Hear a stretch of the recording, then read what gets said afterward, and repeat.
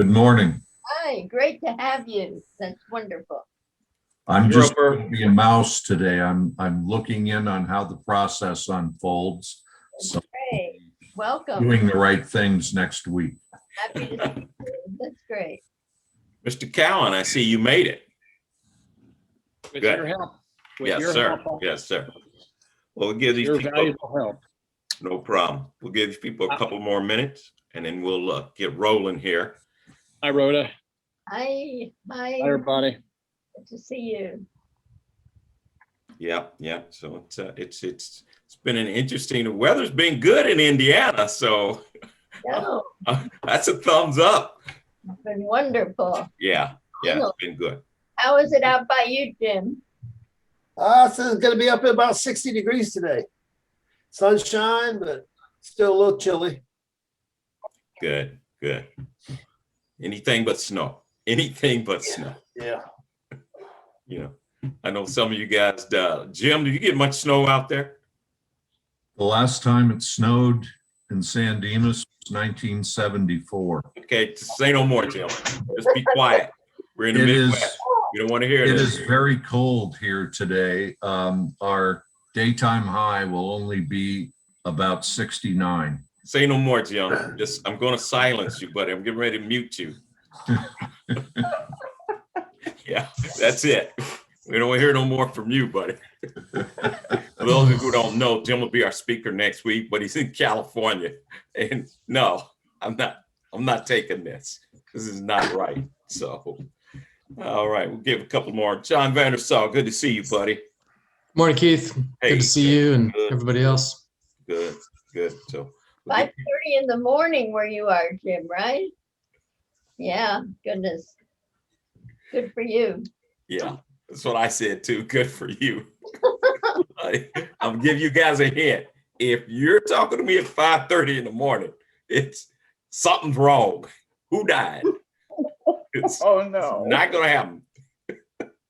Keith, think about it this way, Keith. The earlier you wake up in the morning, the more naps you can take throughout the day. And you know what? That's a win. Right? That's a win, buddy. Right there. Yeah. I had not thought of it in that kind of a twist. See? But now that you put it that way, Uh, why don't I just not go to bed?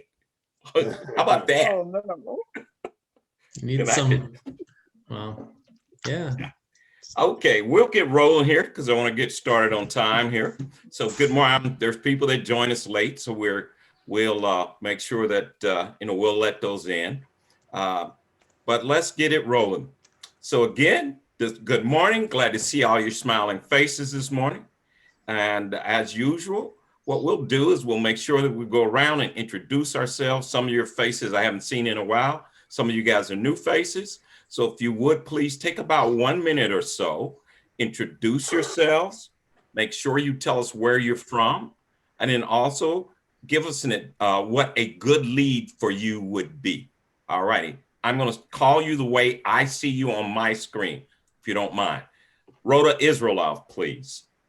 Good morning, all from Indianapolis, Indiana, and from Say It For You, where we write what you read when you go on our client's website, showing that they are in the know and in the now. So right now, I am still on the hunt for a retirement community to blog for. So if you have that connection, I would really appreciate the referral.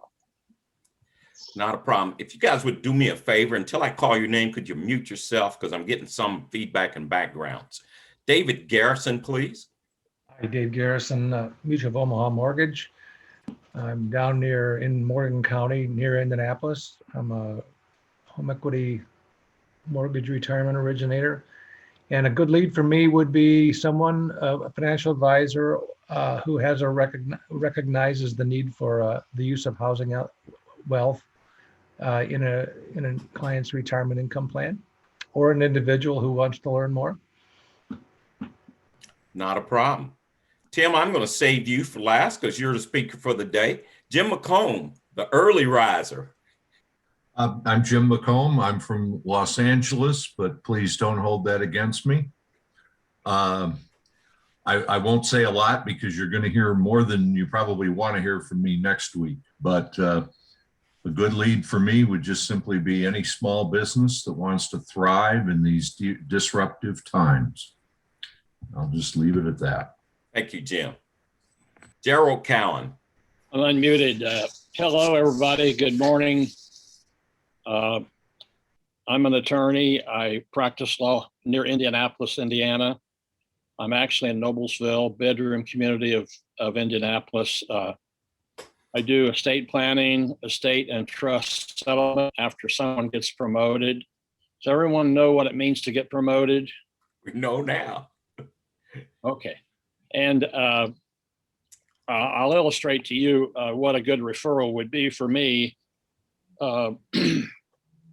Let's say I was driving down the road the other day. I have a $500,000 net worth and I get hit by a truck. I'm still alive, but I have no power of attorney, and therefore there has to be a guardianship appointed for me to manage my funds. And then later on, I'm near death, and I didn't appoint a healthcare representative to assist in healthcare decisions, and I didn't do a living will, so my wishes about whether or not I have artificial food and nutrition is unknown. And then the family has a big argument in the hospital room over whether or not to discontinue the life supports. And then after I pass away, I have a beneficiary who's under the age of 18. I didn't set up a trust for that beneficiary.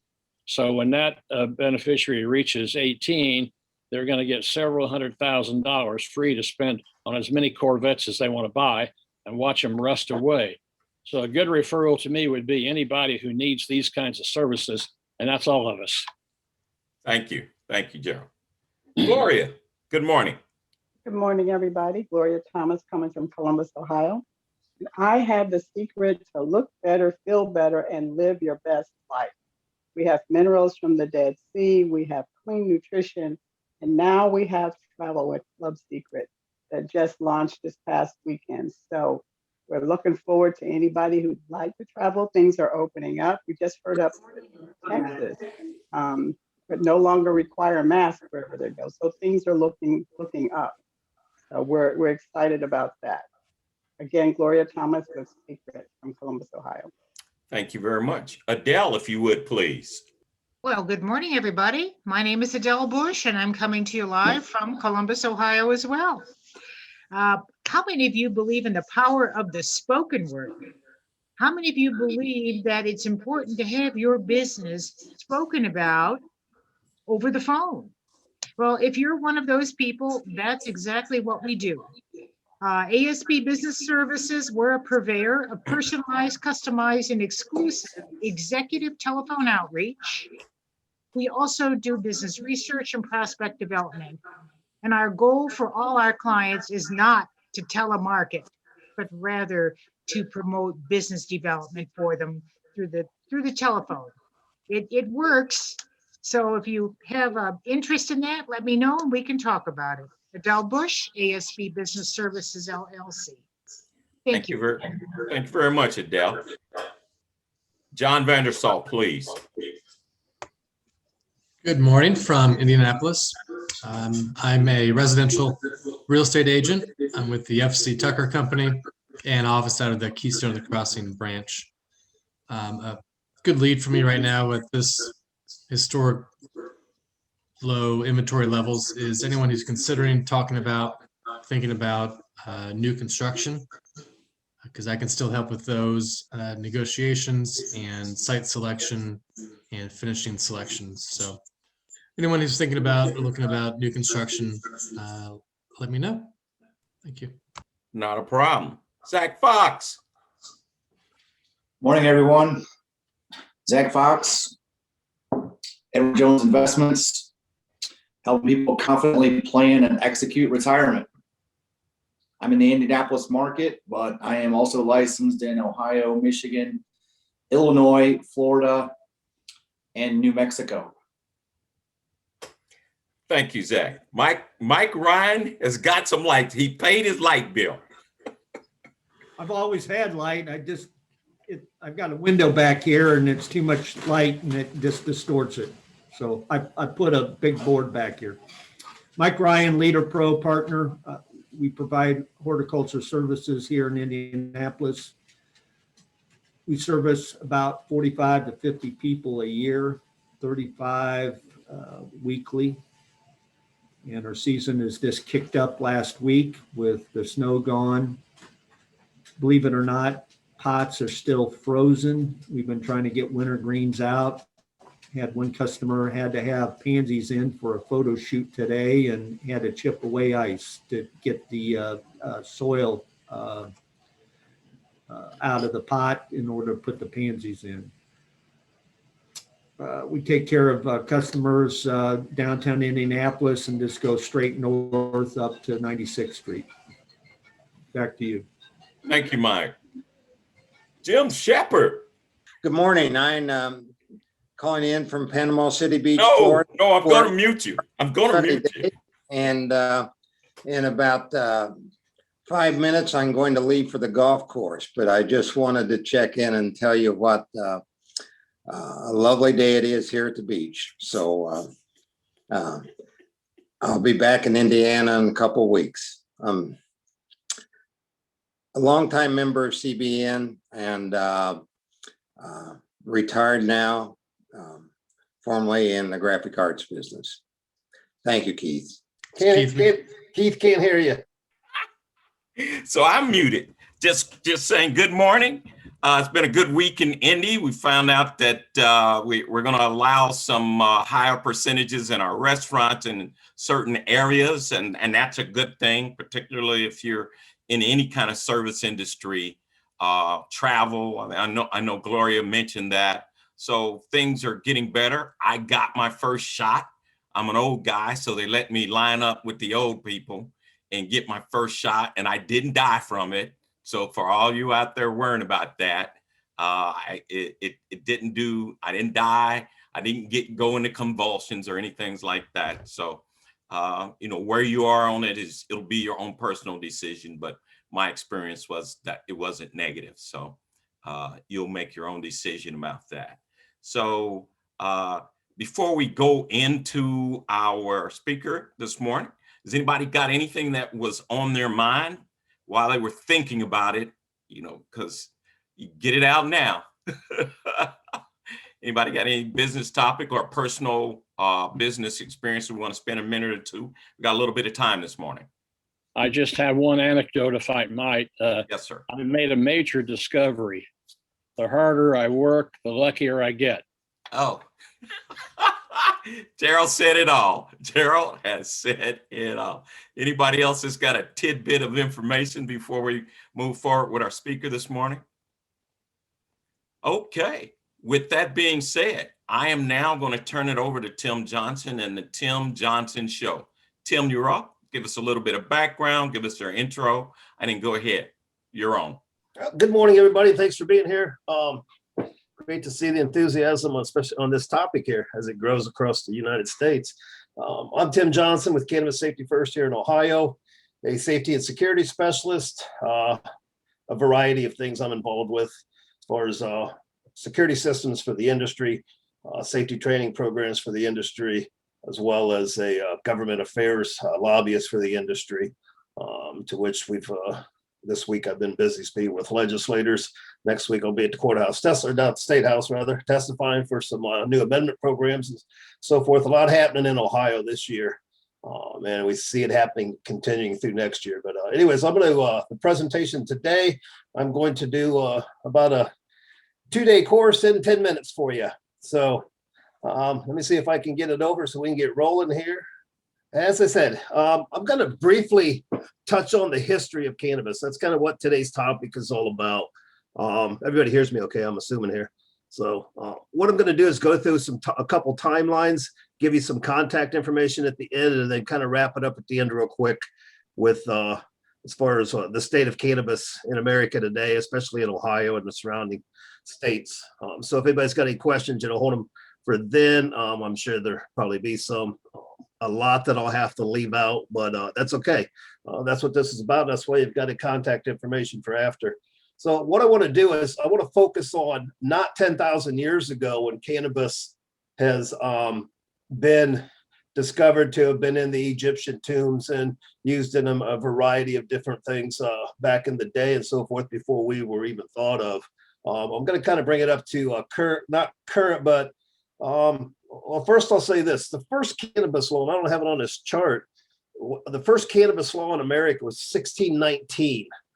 They actually created a law that forced farmers to grow hemp. Now, to kind of clarify that, what's hemp and cannabis? I get a lot of people asking that. What's the difference between cannabis and marijuana? Same plant. It's all the same plant. The only thing that defines the difference between cannabis and hemp is the profile of the individual plant. The only thing that defines the difference between the two now, legal-wise in America, via the 2018 Agricultural Improvement Act, is the fact of the hemp products that are grown in the states now. The hemp programs have to maintain a 0.3% or less of tetrahydrocannabinol, the THC cannabinoid that comes out of the cannabis plant. So that's the difference of that right there. So I'm going to start here with 1837, when the first introduction of cannabis as a medicine was introduced to America.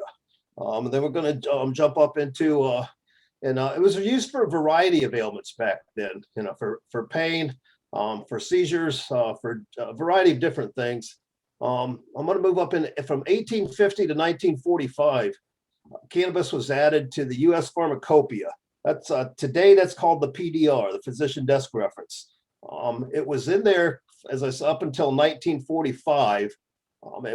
Cannabis was one of the top 3 medicines used in America for, as again, a variety of ailments and so forth, as well as for industrial uses. There were hundreds of uses for paper, the mast that the Europeans used to sail over to the US and to the Indies and so forth. All of those masks, clothing and everything was made out of hemp back in the day. So it kind of gives you an idea of where we're at now and why it all happened. So 1940, first Narcotics Act was introduced in the United States, which wanted to address pretty much the hardcore drugs, the cocaine, heroin, opiates and things of that nature. Back in that day, you could actually buy a syringe from Sears and Roebuck. You could go, and they actually had a kit where you could buy cocaine or heroin and take it home and administer yourself. So they introduced the Narcotics Act, and when they did that, they were focused on the drugs that were causing problems. So needless to say, cannabis was left out of that because there was no problems with it.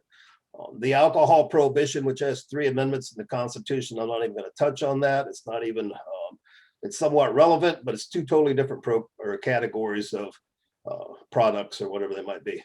Now we come into the 1937 era. Here's where we start running into problems. Due to a result of hemp being so widely used in America, we saw it starting to put a dent in the paper mills and in the cotton industry, etc. Of course, politics got involved in it.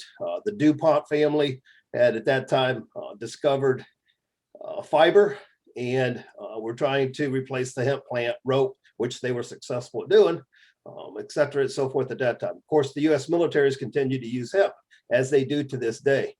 And along with, depending on what the rope is needed for, and some of their actual equipment and so forth back in the day was still made from hemp.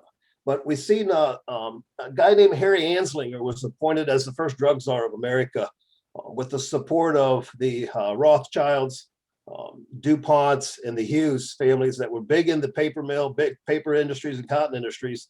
Politics set in place, so they decided to take the hemp and the cannabis plant, whether it was industrial or medical, and through what was called reefer madness, which I'm sure many of you, the lies, the propaganda of reefer madness, the derogatory comments towards racism, towards the races that were using it and why they used it. All of this was implemented in Anslinger's or his program to declare cannabis illegal. All they really did, though, at that time was, the only thing illegal about it was a tax stamp act. So you had to have a tax from the U.S. government that said you had permission to grow, consume whatever it may be for cannabis or for hemp. And of course, those tax stamps weren't available when you went to get them. So that's how they protected people from, not being able to grow it and so forth, or not being able to use it, etc. In 1968, that was appealed and found unconstitutional. It was removed. So for a couple of years, we had free cannabis here in the U.S. again. 1971, the Controlled Substance Act under Richard Nixon was instituted. And what that did was actually took all drugs and scheduled them, categories 1, 2, 3, 4, 5. Starting with the category 1 as meaning that these are the worst drugs known to man to have. They have no medical value and they're highly addictive. This was created against the American Medical Association. Their advice was to Nixon and his committees where we need to keep studying it and we need to keep using this plant, not only for medical uses, but also for the industrial uses of it. Also the Schaefer Commission, a panel of 5 governors from around the US. I think Governor Schaefer out of Pennsylvania, I believe. He was the chair of that. They advised, no, we don't need to put this as a Schedule 1. It's not even a drug to them. I mean, it was a medication, but it was, it needed to be something, definitely not Schedule 1.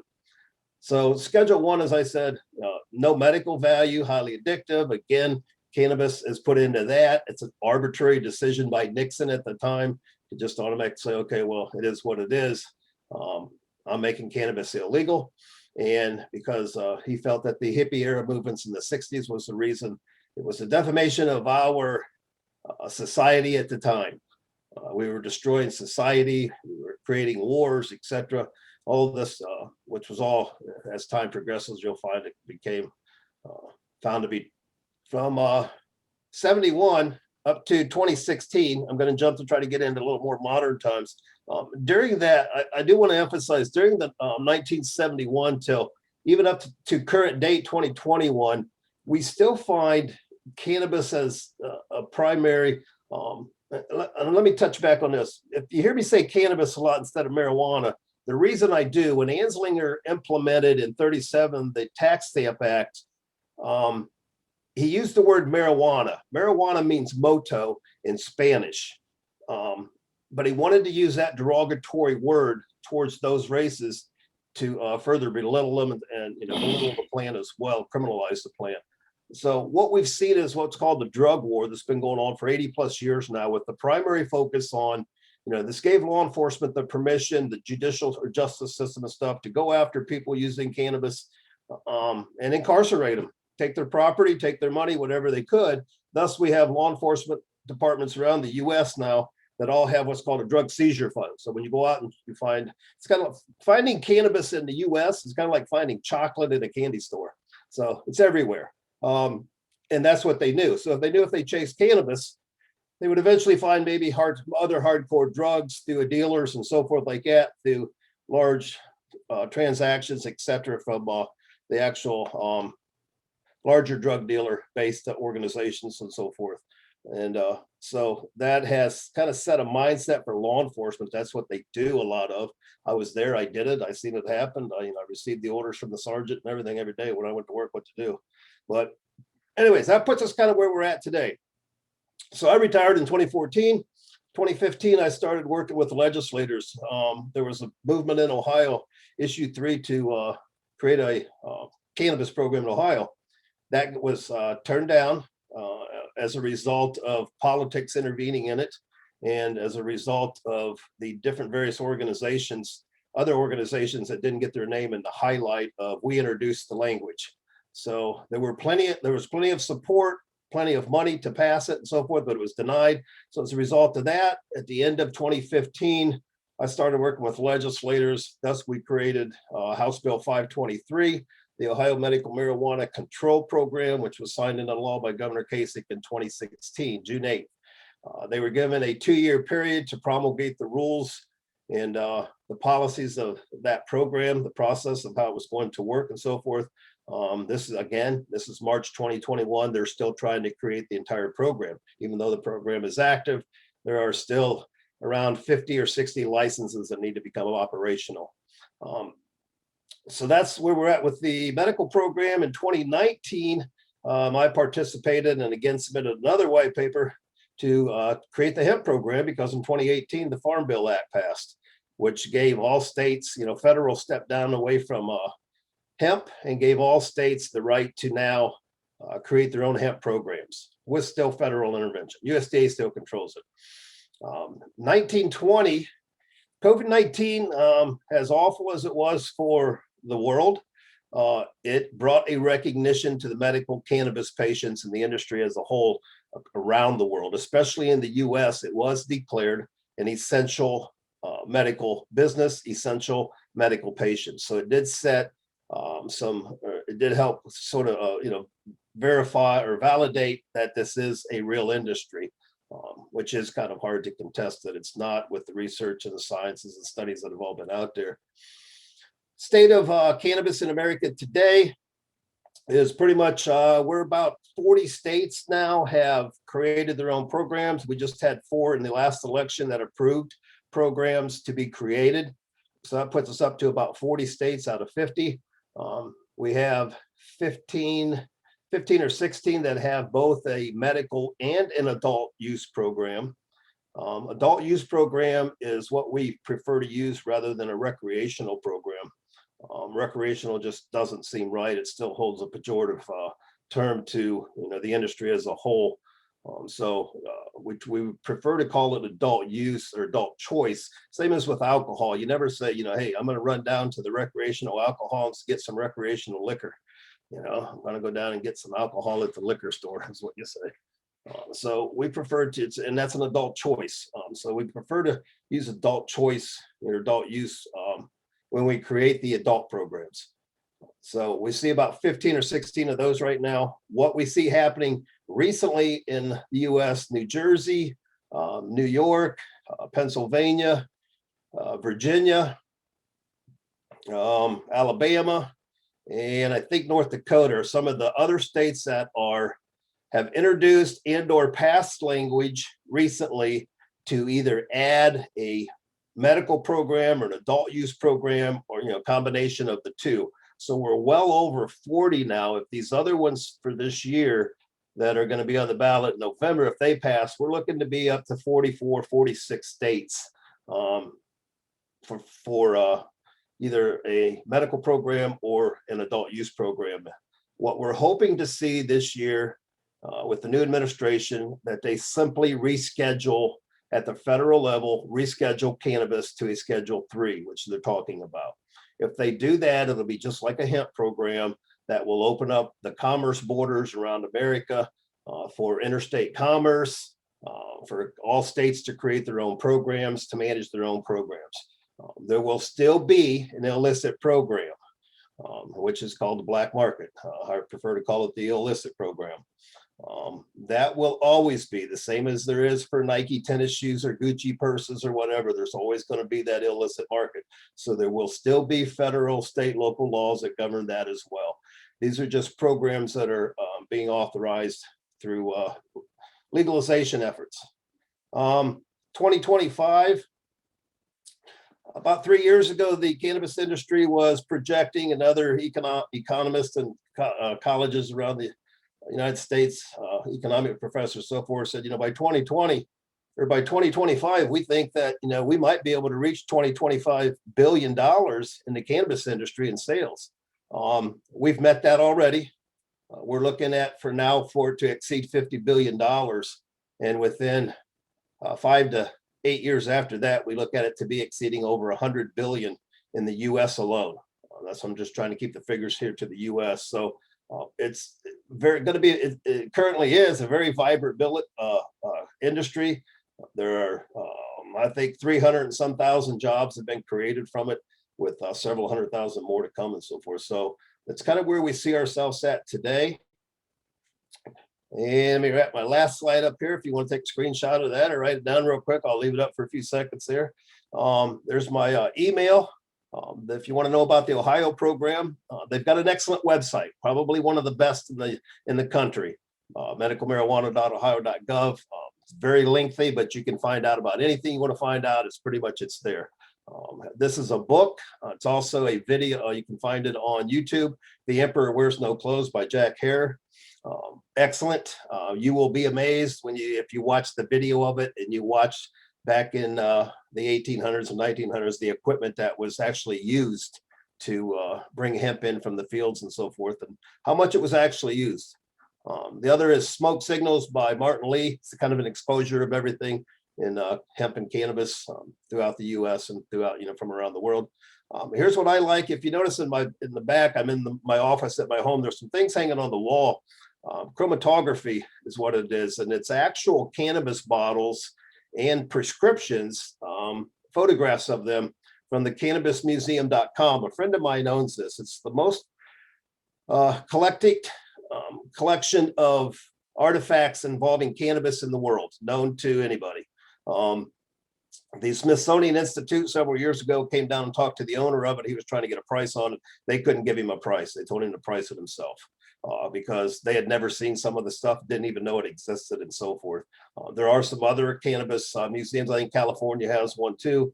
And then there's another one here in Ohio. But anyways, the cannabismuseum.com, you go on there and you'll find out some of the history. One of the most astounding things was, as I said, like in 1937, when Anslinger used the word marijuana, it's actually one of the very first times that marijuana was documented in English history here in America, as far as using that.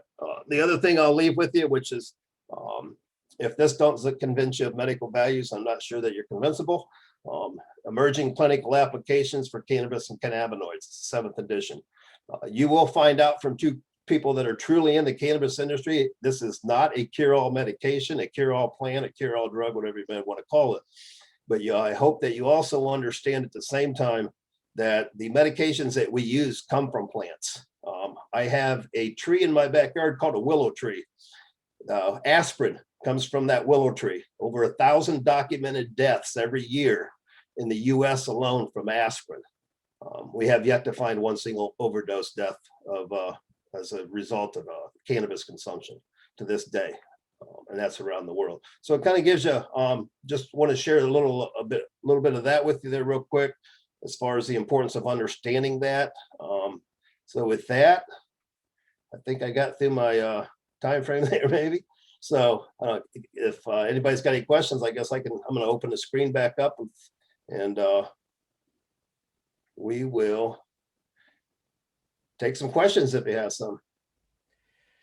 Hey, Tim, really Yes. interested. Could you talk to the two things that I don't know if for those of you who are not aware, my son and I tried to buy a cannabis operation in California. California rules are just crazy. So we passed on that opportunity. So I'm kind of very familiar with this. Could you talk to our people about the issues with tax and cash? Yeah. Well, the good thing is that I can say this is, well, let's just start with the history of it. California kind of started it in 1996, I think, with Prohibition 1 or something like that, I believe. I don't know, maybe Jim has some insight on that or something. But anyways, yeah, back in 96, California started everything. And then it was in 2014, I believe, Colorado went adult use and medical. What was happening back then, because cannabis at a federal level is still a Schedule 1, per federal law, banks are not permitted to participate, with the exception of their $250,000 that they're guaranteed protection from federal or whatever. Somebody takes $250,000, it's like an insurance or whatever, okay? So banks technically could participate. They just had to waive that clause, but they chose not to do it for the cannabis industry. So in the cannabis industry, everything was cash basis only. So there's millions and millions of dollars going back and forth from business to business. A great opportunity for a lot of security companies that took advantage of that. But it set a precedent as the rest of the states started creating their programs. It was, well, we got all these payment systems, all kinds of electronic payment systems, and, banks, state banks do have the right if they want to, but they, some did and some didn't. So as the industry matured, what we've seen was a lot of banks coming online and saying, we don't care what federal says, kind of the same as the industry did. So we're going to do it anyways. There's a lot of money here, hundreds of millions of, billions of dollars we're missing out on. So they started handling the cash. They started, locking it up in their vaults and so forth, etc. They had their own transport companies and so on. They started handling accounts for companies. et cetera. Of course, they have exorbitant fees because the assumption is that everybody in the cannabis industry is making millions of dollars. That's not true. We do have minimum wage paid jobs with no benefits. Clear up to, yeah, the CEOs, some of them do make millions. I will say that. But it's not like for everybody, but they just assumed everybody was driving around in a Mercedes, a Beamer, a Cadillac, wearing all kinds of gold, you know, eating at the finest steakhouses, just money falling out of their pockets. Well, that wasn't true. So what happened with it was then, as far as taxes, the federal government said, well, all this money's being made, you know, why aren't we getting any taxes? Well, because we asked you to play and you didn't want to play. So who do we give? You can't give taxes to you if you don't have a system for us to give it to you. So they finally said, okay, well, we want taxes now. To this day, you can ask federal government how many tax dollars have been brought in at a federal level. Where's the money? They don't know. And we're talking hundreds of billions of dollars now, if not in the trillions, for since 1996, the amount of cannabis that's been sold in the US. And as I said, now we're approaching 2025, $50 billion for 1 year. So you can imagine where has all this money gone? We don't know. So through a lot of advocacy, a lot of legislative changes, a lot of lobbying and so forth, currently what happens is it's the states themselves. In Ohio, we made cannabis a Schedule II in the program. At federal level, it's still a federal or Schedule I, but we were able to get several banks in Ohio to handle accounts for the industry. So they have cashless payment systems. When you go to the dispensaries, you don't have to have any cash with you. There's cashless payment systems there. So we've taken a lot of that out of the industry. We've also taken out of the industry the propaganda need for, we need to have firearms to protect this industry because there's a lot of money being transferred. Well, there's a lot of money being transferred in the industry, or jewelry industry, you know, in the banking industry, in the pharmaceutical industry. There's a lot. There's cash that goes around the normal person don't know about. Big black Cadillacs, all blacked out. You'd be surprised at some of the people. I don't encourage that you confront them. The people inside the vehicle are highly trained with what they're doing, but there's literally millions of dollars just sitting in briefcases in the back of those trucks being transported for some reason. And that has nothing to do with the cannabis industry.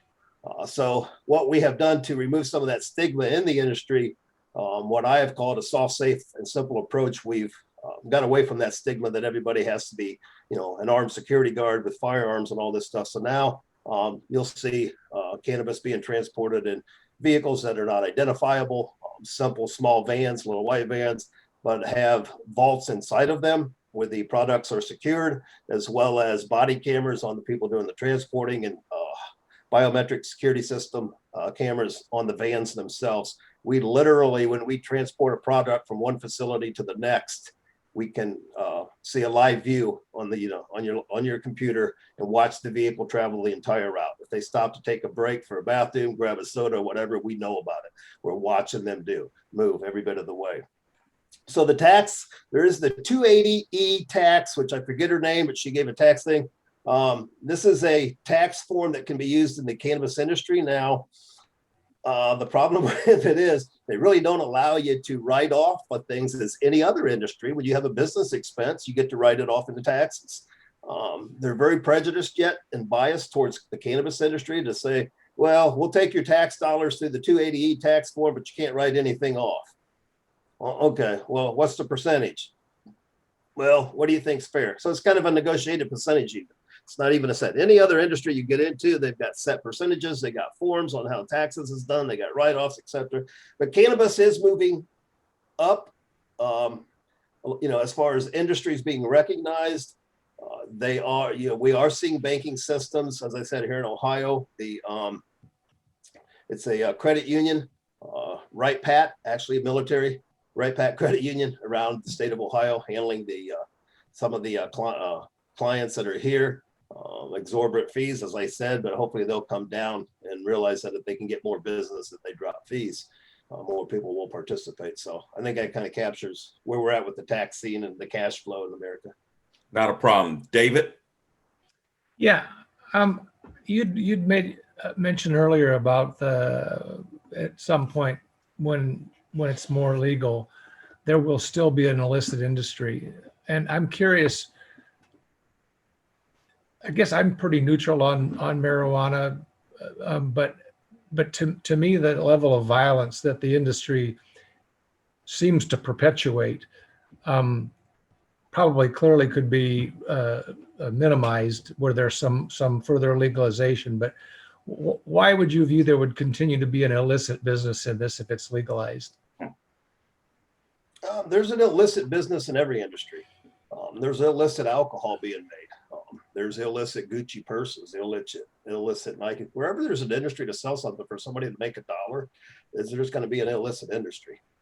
Anywhere you can make it. The pharmaceutical industry, there's a lot of illicit drugs out there for that. So you're always going to have illicit products for any industry that you're in.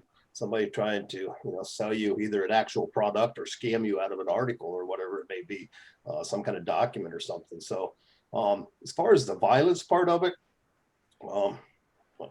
I'll say this: after 20 years of working the streets, working with federal to local task force units, I would rather work a cannabis task force than any other task force out there. It is the least violent, but perpetuated as the most violent. But that's because of the media and the coverage and the amount of it out there. And it's the amount of people that are fighting to make something that used to be legal, re-legalize it again. There's never been any kind of a noted overdose death from the use of cannabis. There are multiple uses for it. Other industries are challenged and in fear of it progressing even further as the infrastructure gets stronger. I think, most people's fear has been brought on by the propaganda of the Anslinger days that still live on, have been brought on by the news. I processed over 500 OVI, which is operating a vehicle under the influence, in the 20 years I was in, over 500 drunk drivers, and cannabis wasn't a factor in any of them. Did we take tests? Sure we did. But yeah, and if you look at FBI stats, you're going to find that cannabis is really down at the bottom. A stop and rob quickie mart is farther up the ladder for violence than what cannabis is. So. I'm thinking more about what's portrayed for us in the popular media of kind of the drug wars that are going on for territory and that kind of violence. Yeah. Is that made up, or is that? Well, there are drug wars out there. The problem is it's with the DEA, and I've done work with the DEA. A lot of people like to go to work, and whatever's the easiest thing to do, that's what you do. They don't take on the challenges and try to progress and move forward. Well, with the DEA, with the drug wars and stuff, the drug war was created out of legislative, political, and big money. That's what created it. As we say in the cannabis industry, the most violent thing in the cannabis industry is getting shot by a cop. And I can say that because I was there, a military veteran as well. But yeah, it's just the propaganda. I guess I can't emphasize enough. You can look at FBI stats that will solidify the fact that this really isn't. The only violent thing about cannabis is the fact that it's illegal. That's what creates it's such a large industry. That's why the illicit industry is still so big. I'll give you an example. In Ohio, we know through law enforcement intel and documents and courts records and so forth, the illicit market in Ohio is $1.2 billion for cannabis. The medical program brought in $275 million their second year. And that's average. That's fair. But they don't understand that 1.2 billion is probably closer to 2 billion in Ohio alone, because law enforcement only knows about 1.2 billion. So that gives you an idea of how strong this industry is clear across the United States. So when you have a demand for something, there's going to be more people participating in it, more people involved in it. I worked task force, as I said, where we went out and we looked for counterfeit CDs, catch people standing around at a gas station or outside of a music store or whatever, and they're selling bootleg CDs and they're making a bunch of money on it. Just things of that nature. But cannabis is, the drug war has become violent because of the cartels that have intervened in it, not just Mexico, but out of Canada and from overseas. We actually, you'll find that out of China, out of the Asian countries, I'll say, you'll find that there are more drugs brought into America than Mexico brings in. And those are brought in. It doesn't matter how high the wall is. The plane flies over top of it or the boat drives through it. So the drugs still come in. And the DEA will show you those stats to hold true that, you know, more drugs come from from other countries than the ones bordering us. So. Mr. Cowan. Tim, could you elaborate a little bit on the benefits that cannabis could be to each of us? You know, the non-recreational things, but the benefits that it could bring with just a little bit of specificity. Yeah, I'm not a medical expert, but I do deal with a lot of the doctors from around the United States. I've met with and talked and sat on platforms or panels and stuff with many of them, many of the big names that have done research and so forth. And plus my wife's in the medical field, has been for 37 years, I believe now. So listening to most of the realm of my friends, a lot are medical professionals. So that and the cannabis industry combined, what I will share with you as far as the medical values of cannabis is first read up on what's called the endocannabinoid system. Discovered, I believe, in the late 60s, and then actually fully discovered by Ralph Mishulam, I believe, in 1988. It is the second most important part of your body next to your immune system. And most of you probably don't even know you have it. Your body is made up of cannabinoids. You have anandamide, which is a natural cannabinoid that your body already makes. Same as cannabinoids that come from the cannabis plant. I don't want to get too far on the history of, but back in the day, you know, cannabis hemp was used for feed for our livestock and so forth. And you know, animals have cannabinoid systems. So we have what's called CB1 and CB2 receptors that disperse these cannabinoids throughout your body.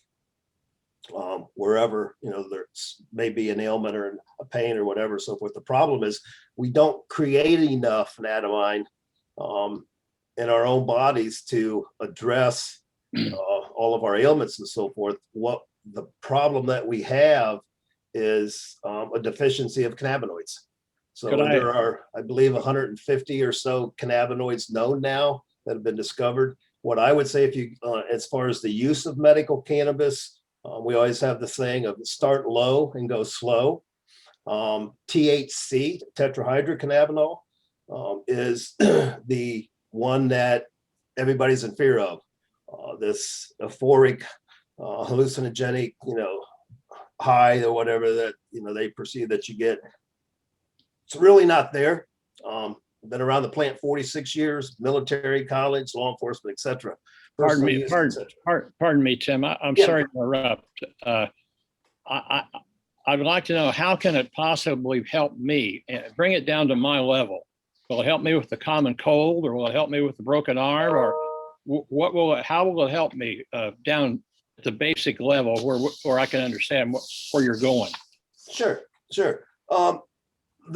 First, I guess you got to recognize what your condition is. I'm not sure about a common cold. It's going to help that. As far as a broken arm, any kind of pain, it does help with pain.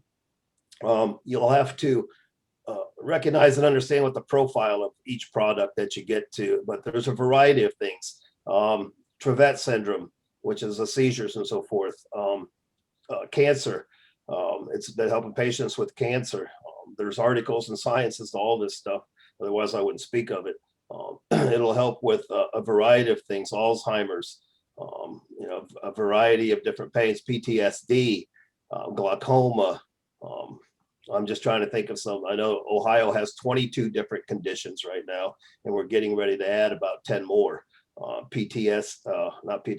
Anxiety, depression, and we're getting ready also to add autism, ASD, autism spectrum disorder. So there are a variety, and that is because what you're doing is when you the intake of these products, whether it be the consumption internally or the consumption on an external thing, be a patch, an oil, or whatever, a salve it might be, you have to understand the different cannabinoids, CBD, cannabidiol.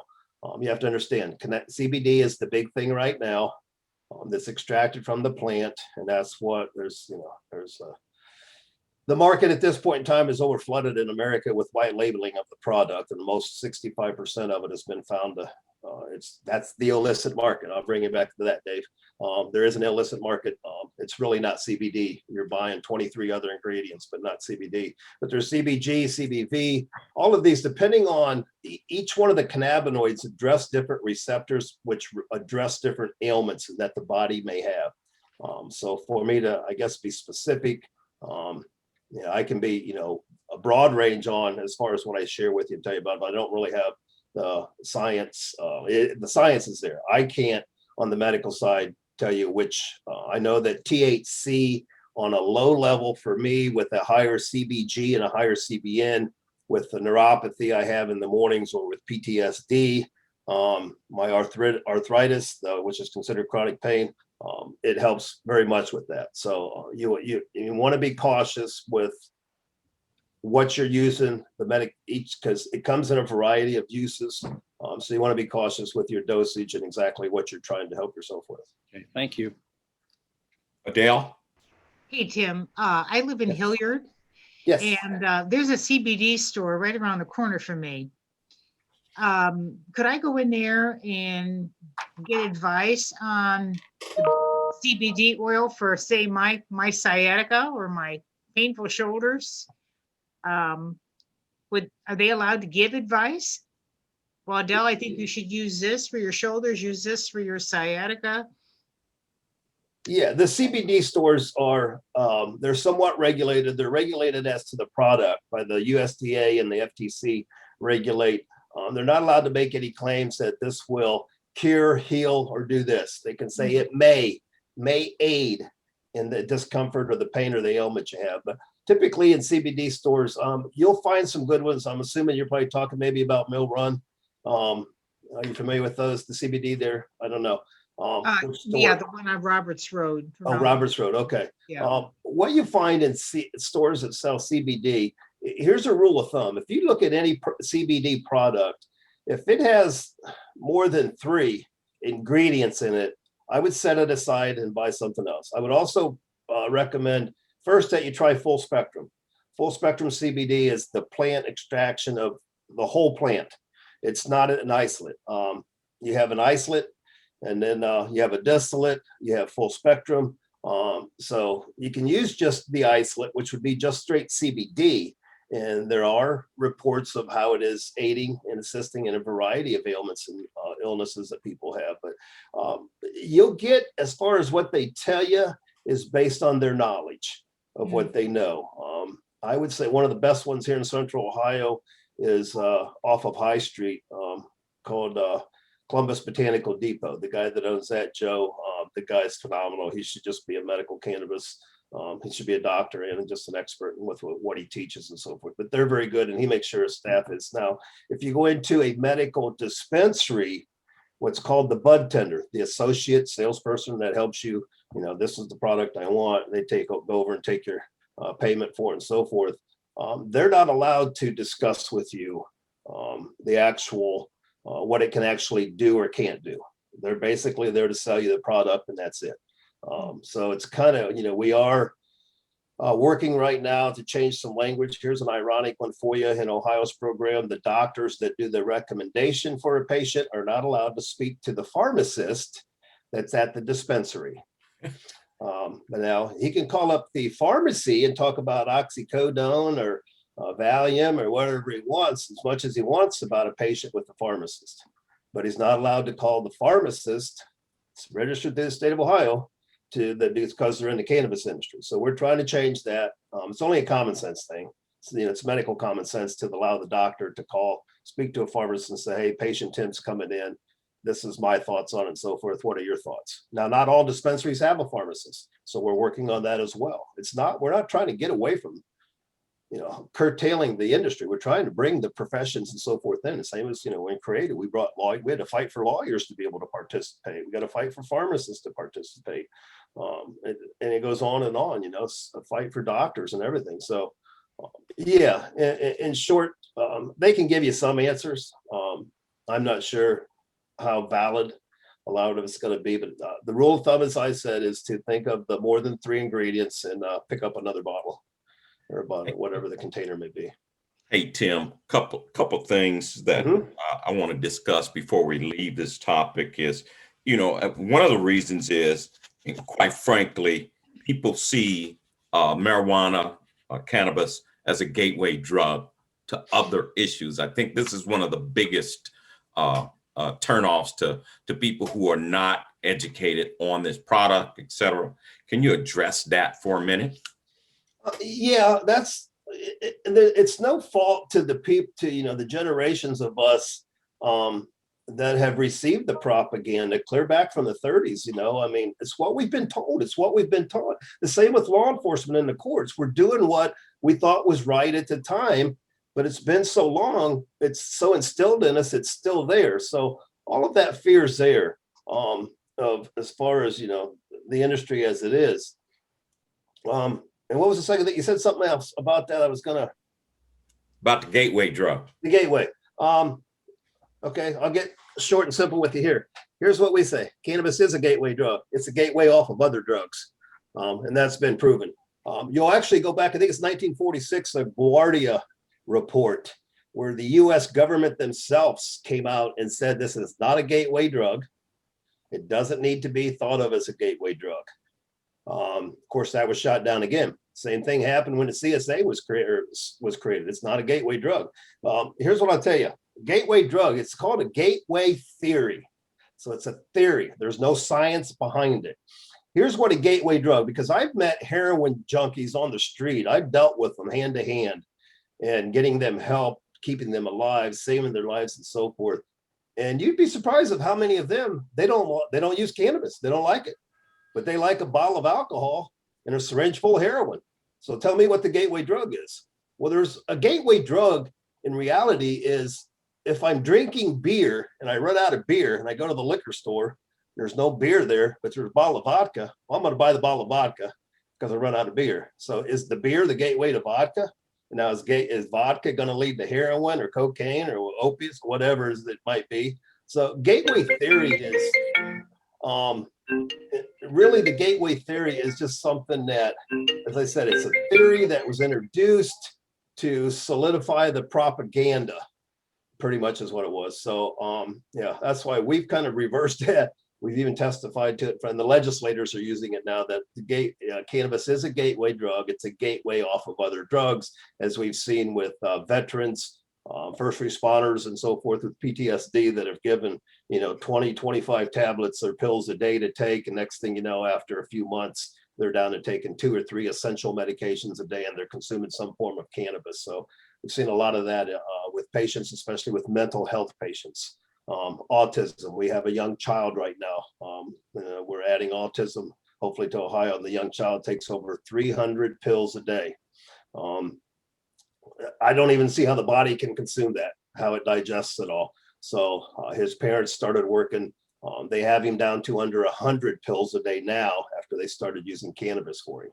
And it's just 2 different forms of cannabis, like in the morning and at night. And it dropped over, damn near over 200 pills. I mean, you got to think of that. First, I got to think about it. There's 300 different kind of pills out there to give to somebody, but they give it to these young kids and so forth. So yeah, there's, as far as your gateway, yeah, don't fall for that. Tim, I tell you, we probably could go for a longer time on this. A lot of other aspects. Just quickly, the state of Indiana does not have an active cannabis industry, legal one. We will be in an island pretty soon, I believe. So, maybe at a later point, because one of the areas that we didn't get to touch on today is the businesses that are involved and supported by that, in terms of distribution, in terms of banking, legal, farming, retail, and support. Those are businesses that are created in the cannabis industry, just like any other industry. So, maybe at some other point, we'll just do a focus on just those industries that surround it. You did a fantastic job of giving us this background. But one of the things when I was doing my research is I wanted to know how I could make money. If I never touched the plant, who made money? And that's what I focused on. So Here's what I'll tell you on that real quick. The services are provided by what's called an ancillary company. Think of when the gold rush happened in California. Who became the first millionaires? The people that were selling shovels and picks. that's right. And ancillary to the industry was about gold. So somebody said, "Hey, I'm gonna sell shovels and Right.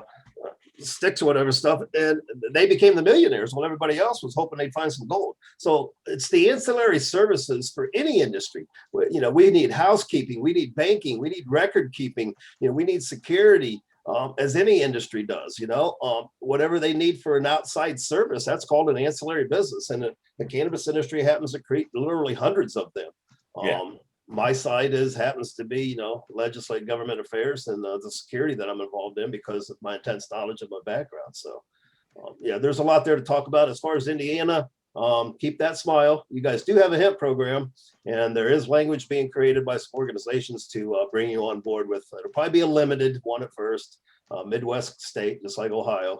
But we were a little bit more aggressive. But yeah, you guys are. Illinois is around you. The southern states are starting to surround you. Michigan, Ohio. I mean, come on, West Virginia's opening up their program now. Virginia is. So it's happening. It's No problem. We'll spend a little time talking about that maybe at a future date. Right. Hey, with that, people, all I can tell you is be informed.